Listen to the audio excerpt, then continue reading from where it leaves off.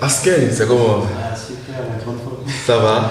Ça Ça fait un moment quand même. C'est vrai. Je voulais t'inviter, mais il y avait eu des programmes, et on ne sait pas, on n'a pas pu se voir. Maintenant, ça se fait. Alors, Ça fait plaisir. quel cours ça va? Ça, super, super. Ok.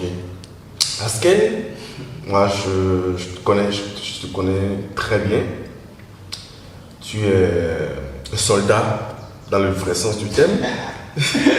Tu es un soldat, non seulement soldat de showbiz, mais soldat dans le vrai sens du terme, pour dire que tu as fait le Britannique militaire quand même, Ouais. où tu as eu le grade de sergent, si je ne me trompe. Et diplôme.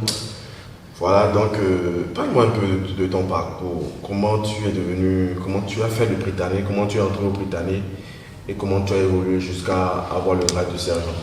Ben, écoute, déjà merci pour l'invitation. Ça fait un moment que je voulais aussi déjà faire affaire avec toi. Ouais, plaisir partagé. Voilà. Et pour parler du diplôme de sergent de l'armée et tout ça, ça a commencé très tôt. Ok. À l'école primaire, quand on regardait le défilé, tu sais, les petits en tenue treillis, c'était Ouais. le kiff. Ouais. Donc, ouais, je travaillais plutôt bien. En 2004, on sait que j'étais premier de l'Atacora. Waouh. Donc, j'ai passé le concours premier du département de l'Atlantique et tout. Donc, ça s'est enchaîné très vite. Moi, je ne réalisais pas. J'allais juste à l'école, je taffais. Ok. Je me suis retrouvé subitement à Benmaraquet, Ok. en treillis, avec les armes et tout.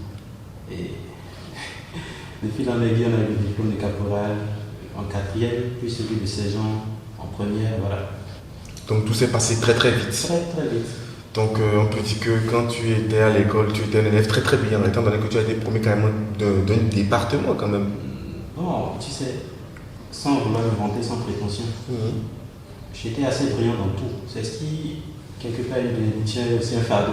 Donc, mathématiques, français, j'allais à tous les concours. Même au CBLAE, j'étais premier du Bénin Waouh, en expression orale, waouh, au CM2. ouais, C'était bien. waouh, Donc, ça allait vraiment vite en ce temps-là. Et Ok. ça marchait partout. ok. Raconte-moi un peu la vie au Britannique. C'est vrai, j'ai beaucoup de potes qui ont fait le Britannique, j'en ai eu qui ont quitté le Britannique, j'en ai eu qui sont toujours là-bas. Il y a certaines personnes, il y a le mix où on dit que la formation est vraiment rude, il y a d'autres qui disent qu'il n'y a rien. Parle-moi un peu de la vie au Britannique en tant que, quand tu as le CEP, quand tu es promu d'un département et tu passes le concours, tu es admis, tu rentres dans le Britannique, où la vie que tu menais quand tu étais au dehors changeait complètement. Qu'est-ce qui bascule? Comment tu as pris l'habitude de vivre au Britannique? Raconte-moi en vrai la vie au Britannique. Comment te dire? Pour ce truc, il y a beaucoup de mythes, beaucoup d'idées, De sous-entendus. voilà, de faux trucs que les gens pensent en fait qui ne sont pas vraiment ça. Parce que quand tu vas là-bas, la première chose qui te bouscule tout de suite, c'est le manœuvrage, comme on dit. Ok. La formation tout de suite elle commence, il n'y a pas de transition, quoi. Tu quittes ta maison et c'est direct l'armée. Parce que les anciens ils sont tout de suite là pour te montrer que ici c'est pas la joie.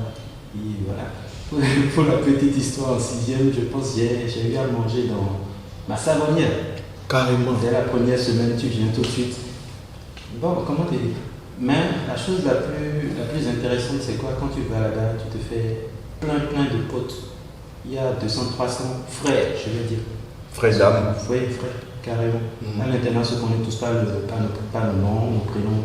On connaît toutes nos vies, en fait. Tu n'as pas le temps de chômer, en fait. Ok. Mais pour rapidement faire, bon, je ne vais pas fermer, mais pour résumer ça, comment dire, c'est un changement net d'ambiance. Toi, un enfant à la maison, on te donne à manger, Ouais. la famille s'occupe de toi. Toi. Tu te retrouves tout seul dans un univers où tu connais personne, dans une brousse où voilà, tu dois t'en sortir vraiment. Il faut être dur, il faut être dur. Et Ça a forgé ton mental. c'est sûr, c'est clair, c'est clair. Quand tu sors de là-bas, tu n'es plus le même chez quelqu'un d'autre. Après, c'est tout juste après le Britannique que tu es devenu artiste ou qu'est-ce que tu as fait après d'avoir eu le diplôme et le grade de sergent? Qu'est-ce que tu as fait avant de faire la transition, de rentrer dans le game comme on le dit? Je ne suis même pas encore dans le game, tu sais. Mais bon, pour parler de la musique, déjà, c'est depuis le Britannique. Tout ça, tu sais, il y a les journées culturelles partout. Ok, Mais comme c'est un internat exclusivement masculin, ok. à Benmaraquet, Déjà, on faisait nos journées où on invitait les gens de l'extérieur, surtout les filles qui venaient et tout ça. Vous impressionnez les filles, tout ça. Pour se faire remarquer, il faut être dans le coup. Ok. Donc la musique, déjà, j'aimais bien. Il y a Jamil Maman Gao, le slammer. Oui, qui a fait aussi faire le Britannique, qui est aux aînés. Oui, on était dans la même Promotion, ok. Là-bas. Okay. Et c'était un homme très brillant. Lui, c'est un poète depuis la naissance et tout. Il écoutait souvent du Franco Malade, il écoutait les rappeurs béninois. Donc, quand j'étais pas trop bénin, j'étais section d'assaut, voilà, tu vois. Okay. Mais j'ai eu à découvrir Blaze, Jekila, Kemtan, surtout qui fait Kemtan et autres, à travers Nasty, tu vois, c'est tout ça. Ouais. C'était son truc. Donc, j'étais souvent avec Jamil et j'écoutais ces trucs de lui, mais c'est bien. Et pour les journées, on préparait quelques trucs. Voilà, pour impressionner. Donc j'ai pris goût à la chose à partir de ce moment-là, après le bac, ici. Comment dire, il a fallu aller au campus, étudier un peu, parce que je n'ai pas voulu enchaîner tout de suite avec l'armée. J'ai essayé un peu, mais l'armée c'était pas trop mon truc. À la fin c'était compliqué au Britannique, avec les ordres. J'avais du mal, je grandissais, je me disais, non écoute, tu peux me dire qu'on mangeait comme coiffé, tu vois, c'est bizarre. Ouais. Donc je voulais prendre un peu ma liberté. Et c'est tout ça qui m'a amené vers la musique. Pour m'évader, j'écrivais. Et quand les gens m'ont remarqué que ça le fait, j'ai continué. Je suis venu poser pour la première fois ici avec Jamil. C'est ça. Donc, paniquait devant le micro et tout. Ouais. Mais bon, on a commencé, et au Shigang et tout ça a suivi. Et quelle a été la vie de tes parents et de tes proches? Je suis sûr qu'il y a des gens du Britannique qui ne sont pas dans le game, dans le showbiz. Quelle a été leur avis quand toi, élève très brillant, qui a même brillé au Britannique, a choisi de faire de la musique? Je ne vais pas te cacher que ça a surpris beaucoup de personnes. Mais qu'est-ce que tu fais? Tu peux faire plein de choses. Tu vas chanter, tu vois. Aujourd'hui encore, on me pose la question, pourquoi tu as arrêté l'armée, tu dis que tu chantes, c'est bizarre. Mais avant tout, il faut faire ce qui te rend heureux. Je pense que c'est la ligne que moi j'ai suivie. Il faut faire ce qui te rend heureux, il faut faire ce qui te passionne vraiment, ce dans quoi tu te retrouves. Tu vois. Et c'est dans la musique que je me suis retrouvé. C'est dans la musique que je peux dire ce que je pense vraiment, c'est dans la musique que je peux me sentir moi. Donc j'ai pas hésité en fait, tu vois.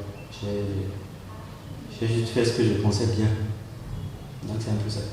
Et durant cette transition, quelles ont été les difficultés auxquelles tu t'es confronté? La difficulté la plus grande, je pense, c'est... Tu sais, dans plein d'autres domaines, il y a des personnes qui sont là pour te dire, écoute, fais ceci, fais cela, ce serait bien. Il y a des clairons, il y a des gens qui sont là un peu pour te montrer le chemin. La plus grosse difficulté, à mon niveau, et au niveau de mon groupe, pour ne pas parler en leur nom, au niveau de mon groupe, ça a été ça. On n'a pas eu... Comment dire? Ces clairons-là, ces personnes qui vont nous dire voilà le chemin, voilà ce qu'il faudrait faire. On n'a pas eu ça, on a eu à forcer le chemin par nous-mêmes. Ça m'a étonné parce que le mouvement hip-hop, surtout, n'est pas au Bénin. Tu vois. C'est là depuis un moment. Il y a des personnes qui peuvent. Voilà, mais nous aussi, il faut dire qu'on a manqué d'humilité à un moment donné, on ne s'est pas rapproché des gens pour savoir comment ça se fait. Mais c'est la plus grosse difficulté. Quand tu es dans quelque chose et que tu ne sais pas vraiment comment on fait pour y arriver, tu t'attends et ça met du temps, ça demande beaucoup d'argent, beaucoup d'efforts. Tu vas te perdre un peu avant de te retrouver. Donc c'est ça qui a été compliqué. Les parents, à mon niveau, parce que tu m'as posé la question tout à l'heure, les parents à mon niveau, ils ont été cool, disons ça comme ça. Le père, parce que c'est avec lui que j'ai vu, mon père c'est un gars, quand tu embrasses quelque chose, il te laisse faire. Ici, il te laisse faire. Donc il m'a laissé faire, tout en me disant, écoute garçon, la musique, tu sais, tu ne manges pas encore de ça, il faudrait faire ceci à côté, tu vois. Donc, vraiment, je lui dois beaucoup dans ce sens-là. Donc, avant de rentrer dans le game, vraiment, à proprement parler, tu as eu à faire un passage dans un groupe, au Shigang. Comment le groupe là s'est formé? Le gang, c'est... Et pourquoi au Shigang? Pourquoi pas Secteur Tréma? Pourquoi pas d'autres groupes? Pourquoi au Shigang? Bon, je ne sais pas comment je vais résumer cette histoire. Mais la personne la mieux indiquée pour parler de Oshigang, c'est Nancy. Parce que c'est lui qui a créé Oshigang. Nancy aussi qui a fait le Britannique? Non, il n'a pas fait le Britannique. Nancy. Bon, j'explique rapidement. J'ai quitté Britannique, j'étais fraîchement venu à Cotonou. Donc j'ai déménagé, nous sommes allés à Kheki, à côté de Kokoti. Oui. Donc j'avais commencé la musique un peu plus tôt avec Jamil et tout. Mais je ne chantais pas régulièrement, j'écrivais des textes, j'avais téléchargé les instruments, je kickais. Je suis venu dans le même quartier que Mansé. Il kickait, lui, c'était un fou de rap US et tout. Ouais. Donc dans le quartier, par affinité, on s'est retrouvés et on chantait de temps en temps. Il y avait un troisième richesse, lui, il ne rappe plus aujourd'hui, il ne chante plus aujourd'hui du tout. Donc nous nous sommes mis ensemble. Dans le temps, ça s'appelait, je ne sais trop, Swagger Boys, non, quelque chose. C'est pas glorieux, mais bon. On s'appelait Swagger Boys, quelque chose comme ça. Et il fallait changer de nom, il fallait vraiment faire quelque chose qui en jette. Un jour, Nabil est revenu avec un t-shirt, c'était écrit dessus au Chibon. Il avait 3 exemplaires. Donc pour expliquer un peu la chose, on s'est dit, écoute, quand tu fais du rap, tout de suite les gens te voient comme, surtout en ce temps-là, il y a quelques années, on te voit comme un délinquant, tu vois, au chinois, un gars, un vaurien. Mais il faut revendiquer ça à un moment donné. Quand même, dans nos textes, dans nos chansons, ils vont entendre, ils vont écouter, ils vont sentir que ces gens-là, il y a de la matière, il n'y a pas que du sale, il n'y a pas que des gangs dedans. Il faut quand même revendiquer cette image-là. Il faut montrer que oui, c'est nous les gangs, c'est nous les Oshi, mais écoutez quand même ce qu'il y a dedans un peu plus que ça. Donc c'est cette identité-là, c'est cette image-là qu'on a défendue et on continue de défendre encore aujourd'hui. Durant tout le parcours avec Oshi Gang, moi j'ai le son qui vous a le plus porté sur moi, que j'ai vraiment remarqué, c'est le son que vous avez fait pour les morts. Carnet Noir. Exactement, Carnet Noir. Raconte-moi un peu l'histoire derrière la fabrication de ce son, de la pose en studio jusqu'au tournage de la vidéo. Carnet Noir, c'est un morceau délicat, je vais dire ça comme ça. Parce que dans le temps, il y avait un jeune joueur du Britannique. Je peux le mentionner. Oui, vas-y. Adolphe Haïk. Il a perdu sa daronne. Il a perdu sa daronne. Paix à l'âme de la daronne. Et dans le temps, il savait que je chantais. Il nous remarquait avec le OG. Il m'a appelé, il a dit, écoute, j'ai perdu ma daronne. J'aimerais que tu fasses un morceau pour elle. La famille aimerait que tu fasses un morceau pour elle. Ça m'a touché. Et j'ai été voir Winola, je le sens, qui a fait le refrain, qui a sa maison Phoenix Studio. J'ai dit, oui, mais écoute, il y a mon frère qui a perdu sa daronne et j'aimerais faire quelque chose pour lui.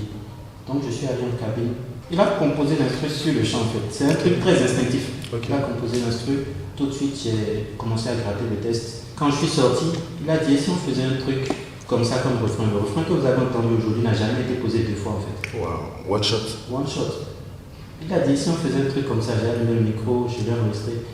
J'ai dit, écoute, tu dis un truc comme ça, c'est ça, c'est pas un truc comme ça. Donc ça, c'est resté en fait. Et quand j'ai fait écouter à mes gars, parce qu'avant d'aller livrer à Adolphe, j'ai fait écouter à mes gars, il y a 2 qui se sont mis à pleurer sur le chant.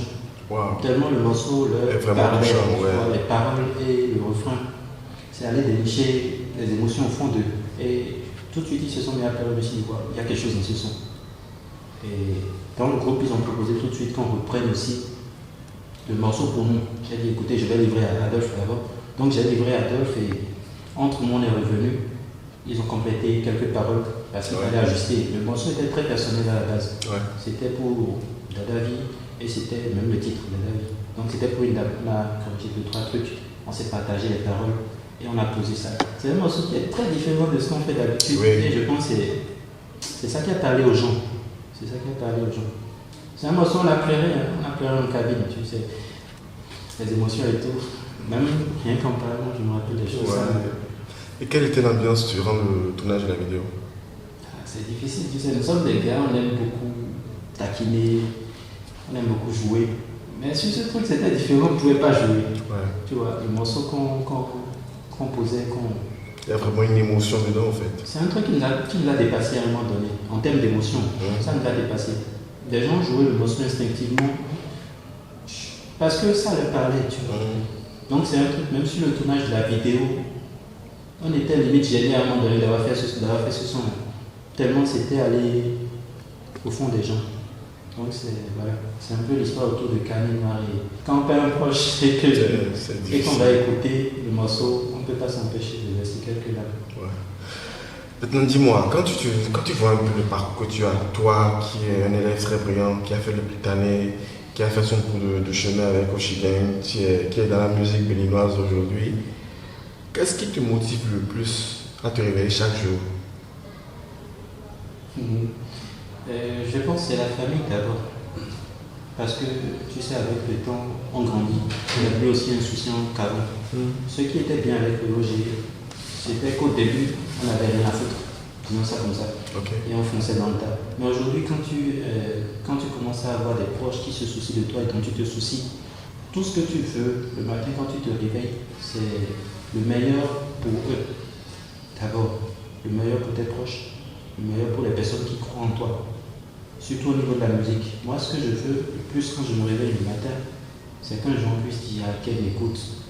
Je t'écoute et franchement, ta musique, c'est ce qui me permet de marcher dans la vie de tous les jours.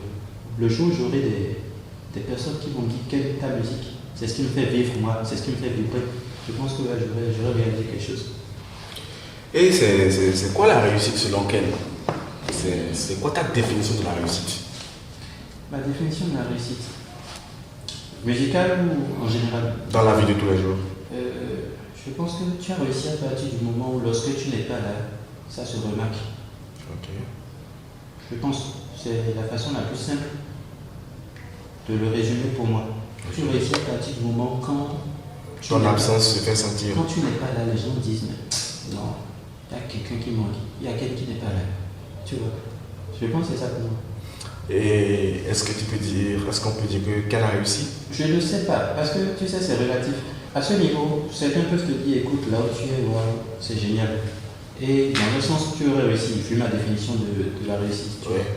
Là où tu es, quand tu n'es pas là, voilà. Il y a quelques personnes, quelques proches à moi comme ça, où je ne veux pas être prétentieux, qui me disent, quand tu es là, je me sens bien, par exemple. Et je kiffe ça, ce sentiment de, voilà, tu es important pour des gens. C'est jouissif pour moi. Mais personnellement, je ne pense pas encore avoir atteint le niveau de réussite auquel j'aspire.